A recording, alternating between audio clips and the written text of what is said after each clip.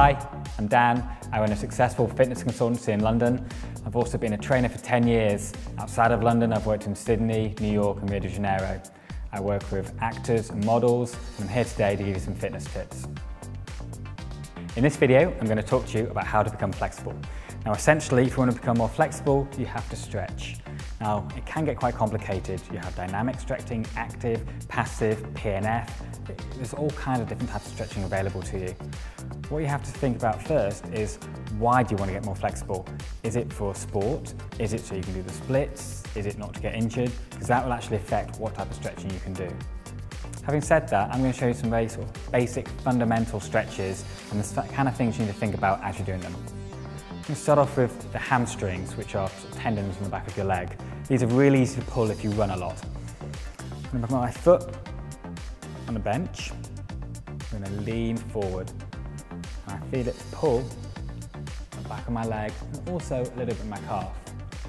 A lot of time when you're stretching, you can't just isolate one muscle group or one set of tendons, usually working a few at the same time. That's fine.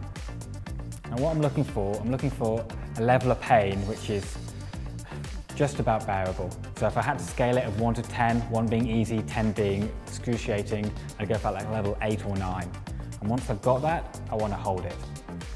If I just want to have a maintenance stretch, I'd hold for 30 seconds. If I want a developmental stretch, to get my tendons longer, I'd be holding for 2 minutes. Another thing to consider is what areas do you want to stretch.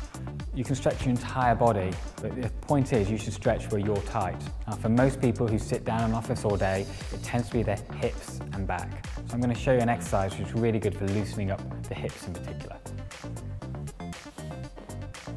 So lay my leg down, sink down. This opens up the tendons and the muscles around the glutes and around the hips.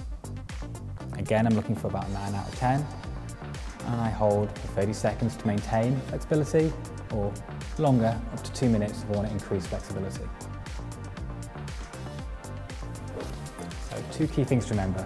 Make stretching quite intense, like 9 out of 10 level, and also make sure you stretch the parts of your body which are quite tight.